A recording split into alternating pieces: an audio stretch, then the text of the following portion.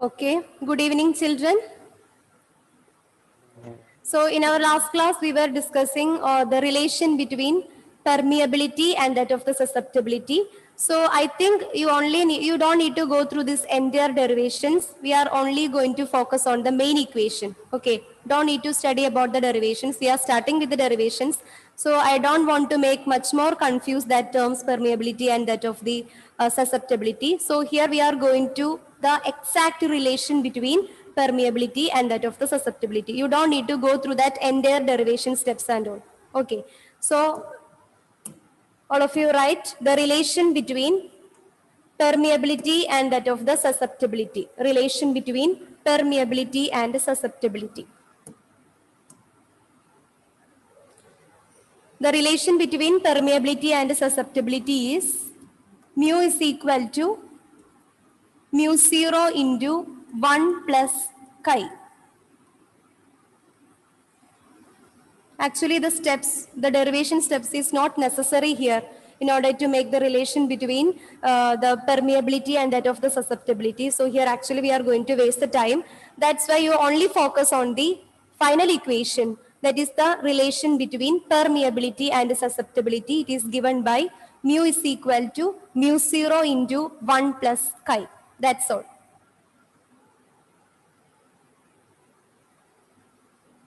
And here we know that mu is the permeability of the medium, mu 0 is the permeability of the free space, and the chi is the susceptibility. And one more equation.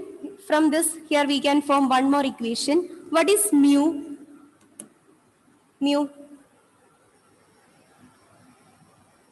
Mu is the permeability, magnetic permeability. What is the equation for calculating this mu?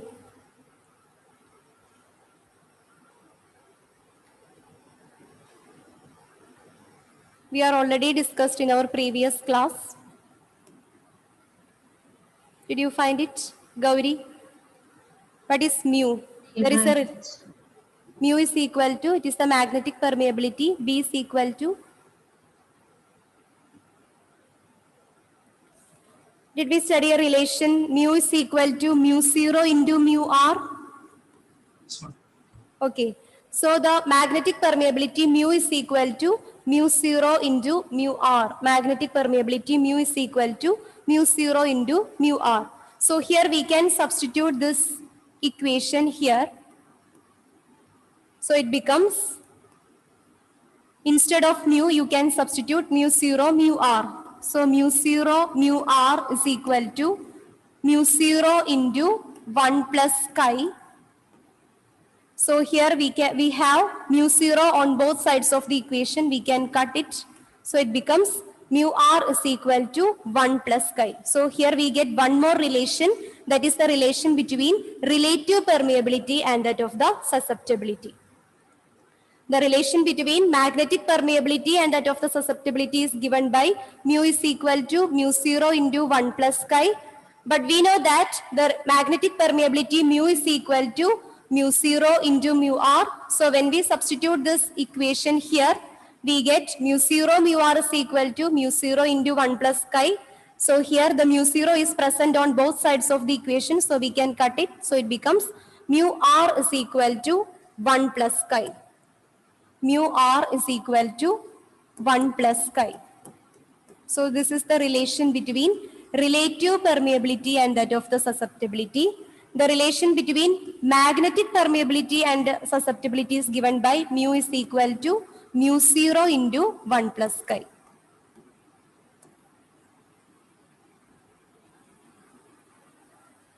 Okay. So that's all about this chapter. So there are some parameters are there that is used to define or describe the magnetic properties of the material. So here we are starting with the magnetization. It is represented by the letter M. Then magnetic field intensity or magnetic field and magnetic field intensity. It is represented by the letter H. Then permeability. It is represented by mu. And here the susceptibility chi. And finally we derive the equation, not derive. Finally, we are write the equation or the relation between permeability and that of the susceptibility. The relation between magnetic permeability and susceptibility is given by mu is equal to mu 0 into 1 plus chi, and that of the relative permeability and susceptibility is given by mu r is equal to 1 plus chi. You only need to study these two relations. Okay. Now, one more thing, the unit of permeability. In the morning class, I have not mentioned the unit of permeability. The unit of permeability is given by Weber per meter raised to minus 1, A raised to minus 1. This WB means Weber. It is a unit that is we are normally used in magnetism. Weber per meter per ampere. Weber per meter per ampere. This is the unit of permeability.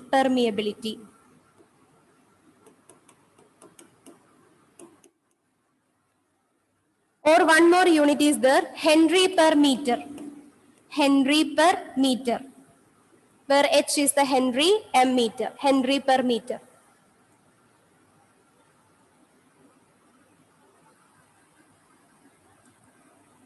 The unit of permeability is Weber per meter per ampere or Henry per meter.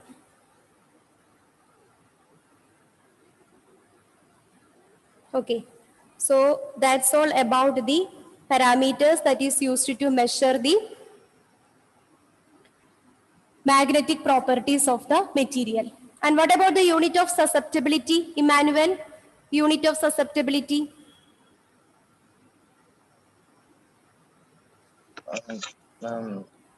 Ampere. Yes? Ampere. Unit of susceptibility. Is it ampere? Turn the pages and find out a new unit for susceptibility. Nandana? There is no. There is no unit. There is no unit for the susceptibility. Okay. Because what is the equation for calculating susceptibility? Susceptibility is the ratio between magnetization and that of the magnetic field intensity. The unit of magnetization is ampere per meter. Similarly, the unit of magnetic field intensity is also ampere per meter. So they will cancel. So there is no unit for the susceptibility. Susceptibility has no unit. And it is a dimensionless quantity. There is no dimension for susceptibility. Okay. So that's all about the chapter magnetism and matter. Is there any doubt regarding with this chapter magnetism and matter? Any doubt? Actually, this chapter is a continuation of our fourth chapter, moving charges and magnetism. In magnetism and matter, we are starting with the bar magnet and the magnetic field, the properties or characteristics of the magnetic field lines. And then the bar magnet equivalent as an solenoid. Then we study some equations for torque, the dipole in a uniform magnetic field. What about the time period of the dipole and the torque acting on the dipole, potential energy that is experienced by the dipole when it is placed in a magnetic field. Then the Gauss's law in magnetism. Compare the Gauss's law in magnetism with that of the Gauss's law in electrostatics. Then Earth's magnetism. Actually, the Earth's magnetism is a small topic, but you can expect a lot of questions from that. There are some elements associated with the Earth's magnetism, that is inclination and declination, angle of inclination and angle of declination. And then finally, some parameters that is used to measure the magnetic properties of the Earth, that is susceptibility, permeability, magnetization, and magnetic field intensity. Try to focus on the equations. Okay. So that's all about this chapter. All the other topics are come under the deleted portions. Magnetic properties of materials. From there onwards, it is deleted. Okay. So now we can move to the next chapter, electromagnetic induction. I know that here we are not discussing the exercises. You don't need to worry. After finishing the portions, surely I must come and we can discuss the exercises. And whenever I solve out all these problems, I will send it the PDF in our WhatsApp group. Okay. I know that I didn't send the exercises of this last chapter, moving charges and magnetism. After solving, I surely send it in your class group. Okay. So now we are moving to the next chapter, electromagnetic induction. Chapter 6, electromagnetic induction.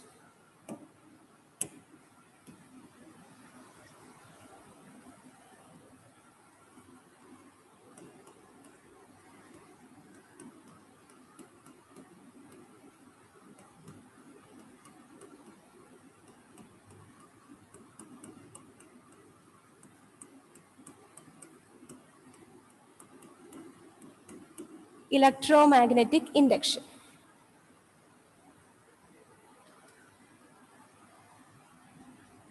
So, what is electromagnetic induction? Electromagnetic induction. Students, in our previous classes or in previous chapters, we discussed that the current carrying conductors are able to produce what? Current carrying conductors are produced. That is what Magnetic field. Magnetic field. Good. In our previous chapters, we discussed that the current carrying conductors are able to produce magnetic field. So my question is this: the reverse process is possible. Does the reverse process is possible here?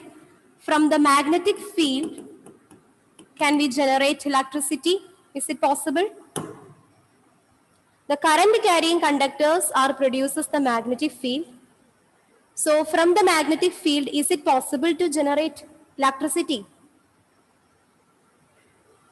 So that is what we are going to discuss in this chapter, electromagnetic induction.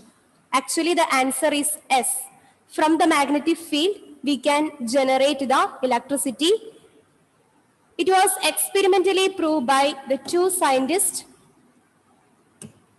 Michael Faraday and Joseph Henry. Okay, so the discovery of electromagnetic induction, these two scientists, Michael Faraday and Joseph Henry, experimentally proved that from the magnetic field, the electricity can be generated. Okay, so the electromagnetic induction, this is just a theory, the history, basic history. Electromagnetic induction was discovered independently by Michael Faraday from London and Joseph Henry from Britain. Not from Britain, Albany, New York, from America. So electromagnetic induction was discovered independently by Michael Faraday from London and Joseph Henry from New York. Okay. So now we are going to introduce what you mean by electromagnetic induction. So first of all, we can write the definition for electromagnetic induction. So the definition for electromagnetic induction is that electromagnetic induction is the production of electricity using magnetism. It is the production of electricity using magnetism. So from our previous chapter, we have an idea that the current carrying conductors are able to produce the magnetic field. But in electromagnetic induction, we are going to study that we are going to produce electricity from magnetism by varying the magnetic field. So this is the definition for electromagnetic induction. Ma'am, Yes. discovered independently means same year they discovered it, like in two different places without knowing. Yes, from two different places. They are not together, from two different places. They are introduces electromagnetic induction. They discovered independently.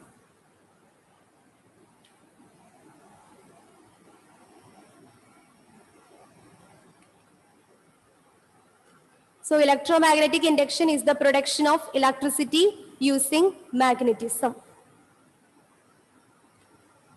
So through a series of experiments, they are formulated the electromagnetic induction, or they are proved that the electricity can be generated from the varying magnetic field. So this chapter is already started with the, I think 2 or 3 experiments that was conducted by Michael Faraday. So before explaining all these experiments, we want to discuss about magnetic flux. Did you copy down the definition for electromagnetic induction? Yes, ma'am. Electromagnetic induction is the production of electricity or the generation of electricity using magnetism, or by varying the magnetic field, we are able to generate the electricity. That phenomenon is known as electromagnetic induction. So before discussing about the activities conducted by these two scientists, here we are going to discuss a term associated with electromagnetic induction, that is magnetic flux. So all of you write the next heading, magnetic flux. So from our previous chapters, we have an idea about what is magnetic field and what is magnetic field lines, right? So what is magnetic field lines? Gayatri, what do you mean by magnetic field lines? The lines representing the magnetic field. Yes, these are the imaginary lines and which gives an information about the magnetic field. That is what is known as magnetic field lines. So magnetic flux is something that is related to the magnetic field lines. That is, magnetic flux means the total number of magnetic field lines passing normally through a given area of surface is called magnetic flux. It is the number of magnetic field lines passing through a given area. The total number of magnetic field lines that is passing through a given area is called magnetic flux. And it is represented by phi or phi b. This is to identify this is from magnetic field, because the same symbol we are used in the case of electric flux. So in order to identify it from electric flux, here we are using the suffix b, magnetic flux phi b. And the mathematical equation for calculating magnetic flux is phi b is equal to b dot a, or it is ba cos theta. This is the mathematical expression for calculating the magnetic flux.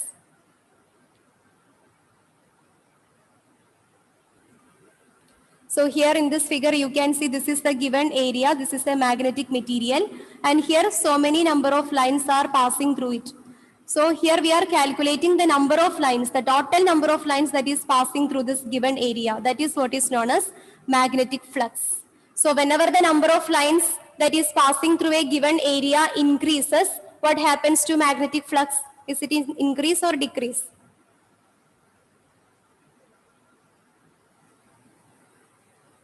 Ma'am, can you say again?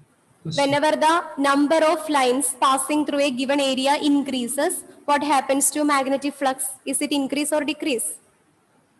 Increase. Increase. Because magnetic flux is a measure of the total number of field lines that is passing through a given area. So whenever the number of lines that is passing through a given area increases, automatically we can say the flux associated with it is increase.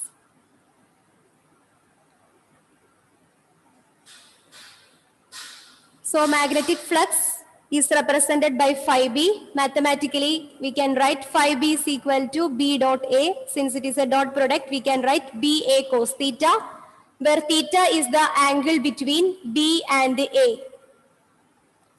Here b is the magnetic field and a is the given area, the area of the given material.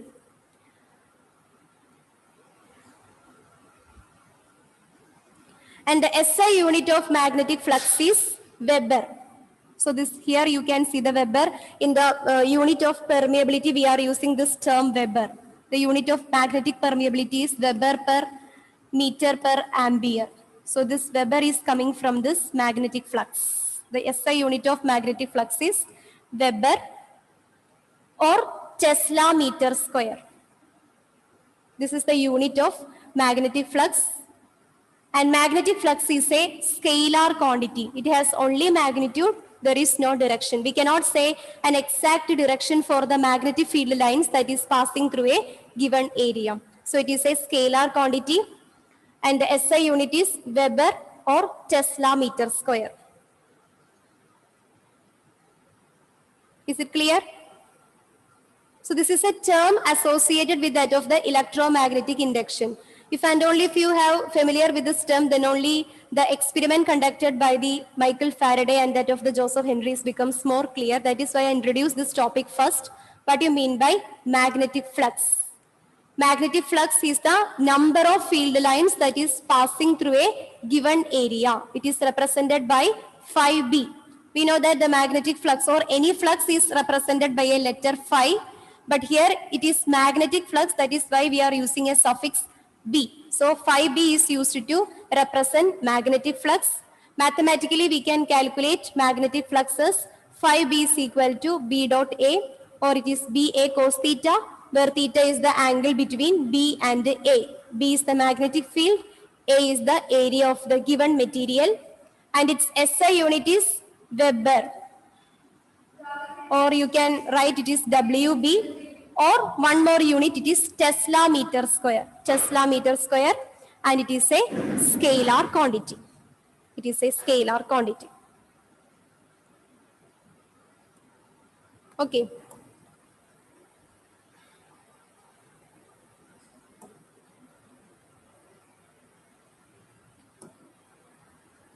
All right. So now we can discuss the experiment conducted by Joseph Henry and Michael Faraday. So they conduct nearly 3 experiments. So here we are going to discuss one by one. Experiment number 1.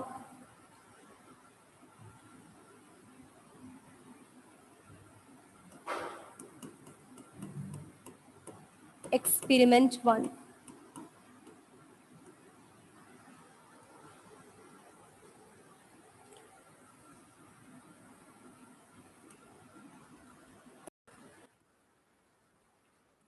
Okay.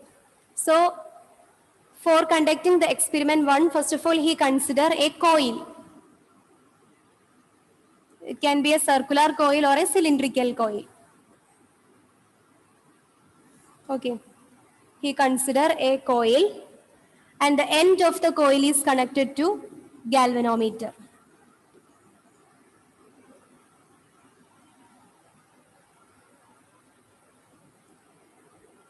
So he consider a coil with a n number of turns. It can be either cylindrical coil or circular coil, and the ends of the coil is connected to the galvanometer. What is the use of galvanometer in a circuit? Why we are using a galvanometer?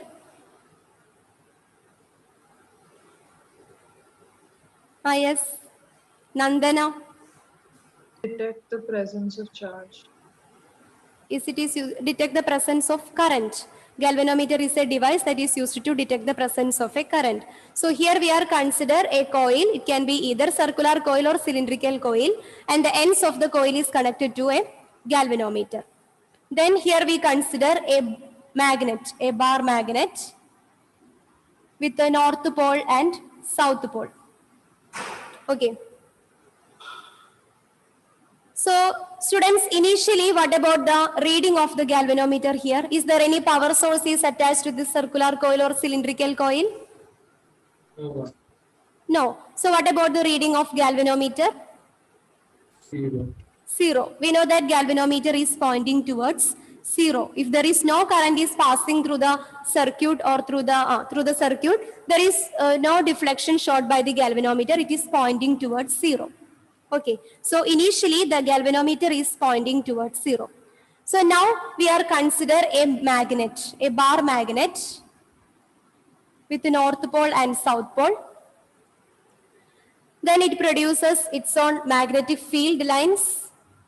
It has its own magnetic field lines.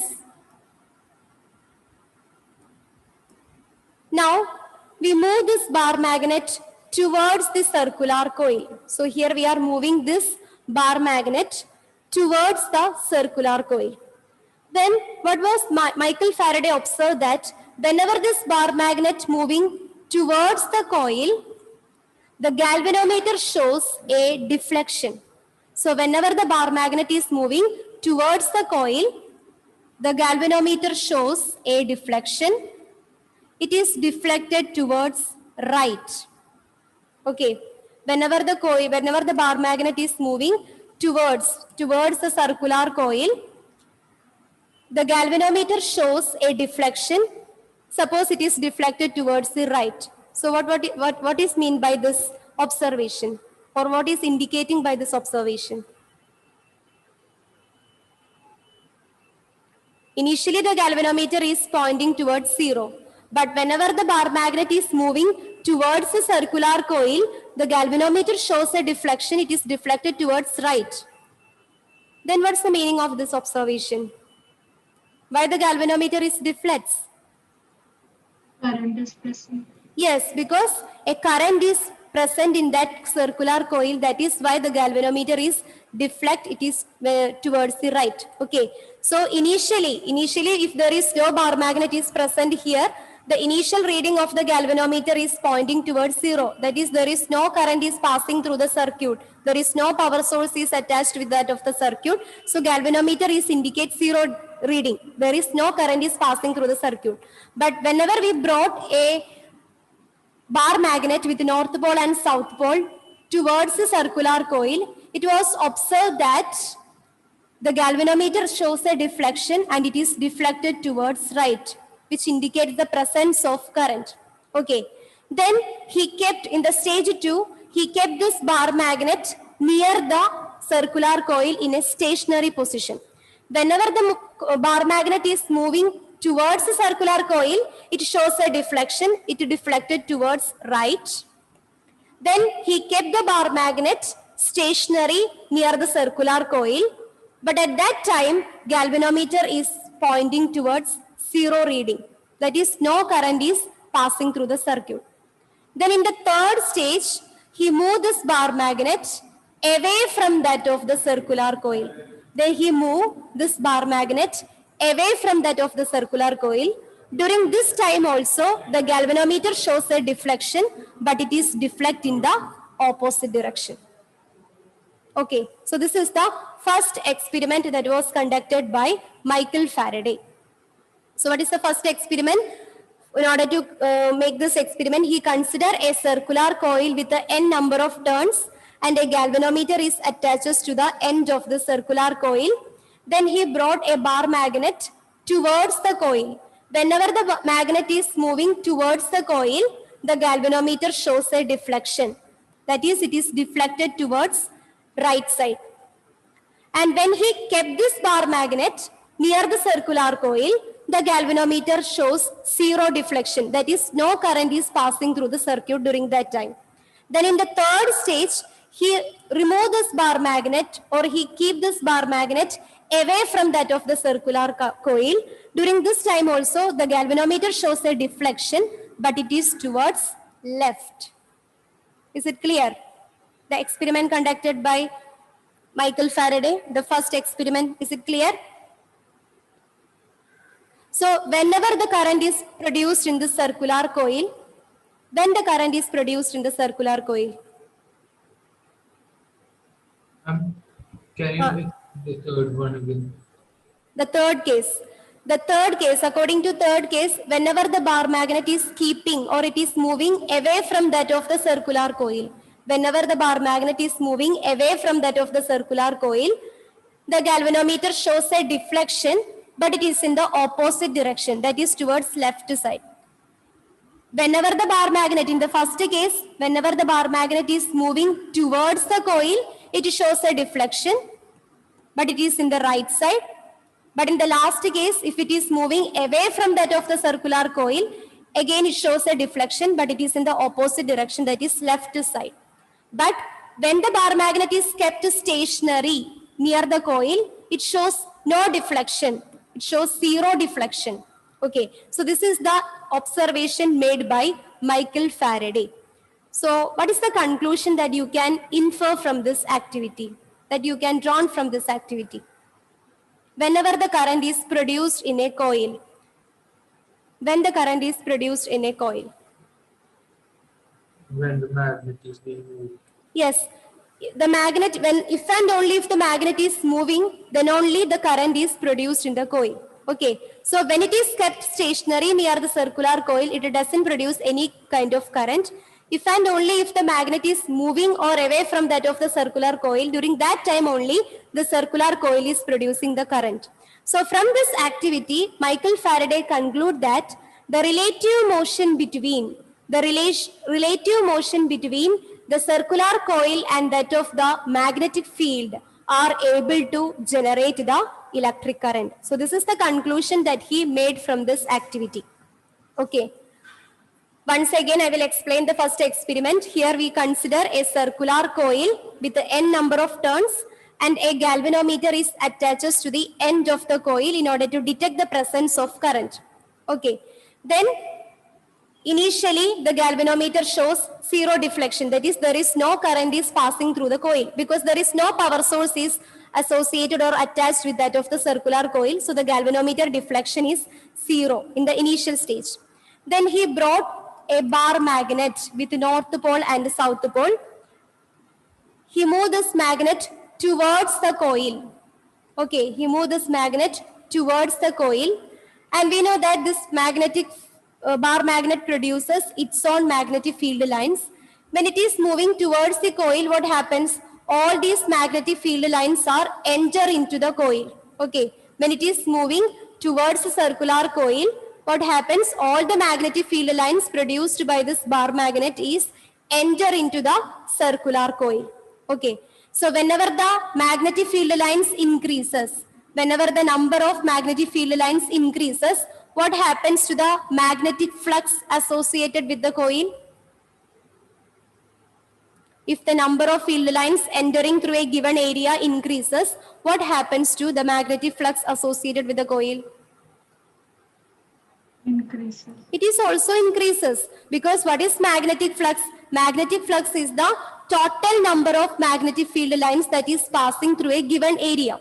So initially a bar magnet is moving towards the circular coil. So whenever the bar magnet is moving towards the circular coil, what happens? This magnetic field lines are allowed to pass through the circular coil. It is enter into the circular coil. Maximum number of field lines are passing through the circular coil. So here the number of field lines that is passing through the circular coil. Here the circular coil is the given area. So the number of magnetic field lines that is passing through the circular coil is increases. That is, number of lines, magnetic field lines are increases. So what happens to the flux? Magnetic flux associated with it, magnetic flux associated with the coil is also increases. Okay, because magnetic flux is the total field lines, total number of magnetic field lines that is passing through a given area. So whenever the number of field lines entering to the circular coil increases, we can say that the magnetic flux associated with the coil increases, and it produces a current inside the coil. That is why the galvanometer shows a deflection towards right side. Okay. Then, yes. Can you say it once more? Okay. 1 minute, I will show the image.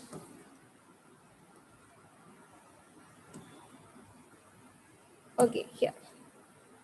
So here we have the coil. The end of the coil is connected to galvanometer. The end of the coil is connected to the galvanometer. So initially the galvanometer reading is 0. Initially the galvanometer reading is 0 because it is not attached with any power source. No power source is attached with this coil. Only the galvanometer, it is used to detect the presence of current. So initially the galvanometer reading is 0. So at that time, he brought a bar magnet with north pole and south pole. We know that the magnetic field, the bar magnet produces its own magnetic field lines. So whenever the bar magnet is moving towards the coil, whenever the bar magnet is moving towards the coil, the field lines are entering into the coil. The field lines from the bar magnet is enter into the coil. Okay. So here the number of field lines that is enter into the coil is increases. The magnetic field lines enter into the coil is increases. So what happens to the magnetic flux associated with the coil? That is what is my question. Magnetic flux associated with the coil is also increases, right? Here the magnetic field, the bar magnet is produces its own magnetic field lines. When it is moving towards the coil, the magnetic field lines coming from the bar magnet is allowed to pass through this circular coil or cylindrical coil. So the maximum number of field lines is entered into the circular coil when it is moving towards the coil. Okay. So when the number of field lines is increases, which implies that the magnetic flux associated with the coil is also increases. That is why I introduced the term magnetic flux initially in the beginning of the class. What is magnetic flux? Magnetic flux is the total number of field lines that is passing through a given area. Here the given area is our circular coil. Okay, so whenever the bar magnet is moving towards this coil, maximum number of field lines is passing through the circular coil. So whenever the number of field lines passing through the circular coil increases, we can say that the magnetic flux associated with the coil is also increases. Is it clear now? Yes, ma'am. Okay. Ma'am, should we write this down? No. I will give the conclusions of this experiment after that. Okay. So here the magnetic flux linked with the coil is changes relative to the position of the coil. Okay. Whenever the bar magnet is brought near the coil, the magnetic field lines from the bar magnet is allowed or it is enter into the coil. Maximum number of magnetic field lines is passing through the coil. So whenever the number of magnetic field lines increases, the magnetic flux, that is 5B, magnetic flux associated with the coil is increases. Magnetic flux associated with the coil is increases. And this magnetic flux produces a current in the cylindrical coil. This magnetic flux produces a current in the cylindrical coil. That is why the galvanometer shows a deflection. It is deflected towards right whenever the bar magnet is moving towards the coil. Is it clear? Yes, ma'am. Okay. Then the second stage, he kept the bar magnet near the coil. He simply kept the bar magnet near the coil. But at that time, the galvanometer shows zero deflection. Galvanometer shows zero deflection. Then again in the third stage, he moving this bar magnet away from that of the coil. That is, the magnetic field lines are moving away from that of this coil. But during this time also, galvanometer shows a deflection, but it is towards left. That is in the opposite side. So from this activity, he conclude that if and only if the relative motion between coil and that of the magnet takes place, then only the electric current is generated. Whenever he kept the bar magnet stationary near the coil, it doesn't produce any current, any kind of electricity. If and only if this bar magnet is keeping moving or it is moving towards or away from that of the circular coil or cylindrical coil, then only it produces a current. Okay. So that is the first observation that he made from this experiment. The relative motion between the magnetic field and that of the circular coil produces the electric current. Whenever the bar magnet is kept stationary, it doesn't produces any kind of electric current.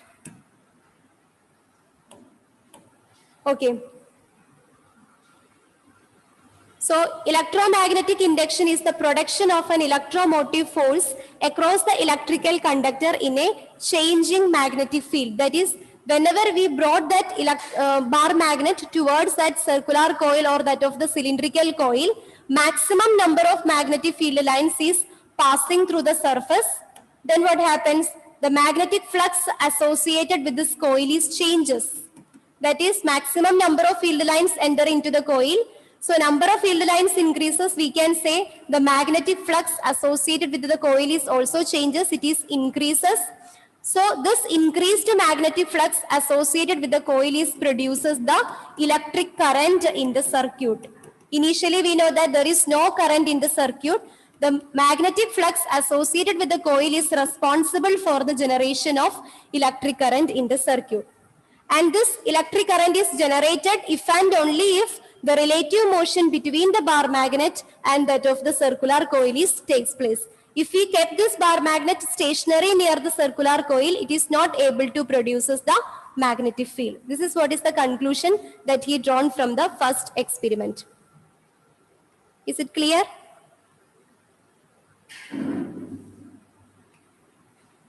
I don't know whether it is clear or not. Most of them are remaining silent. Okay, anyway, in the next class, I will show a video, the experiment conducted by the Michael Faraday. Then it will be more clear to you. Okay. So with this, we can wind up today's session. We can continue with our next class. So today we are only discuss about magnetic flux. Magnetic flux, just keep this magnetic flux in your mind whenever we discusses all these experiments conducted by Michael Faraday and that of Joseph Henry. So magnetic flux means it is the total number of magnetic field lines that is passing through a given area. The total number of magnetic field lines. So from this, it is clear that whenever the magnetic field lines passing through a given area increases, the magnetic flux associated with that particular material is also increases. Okay.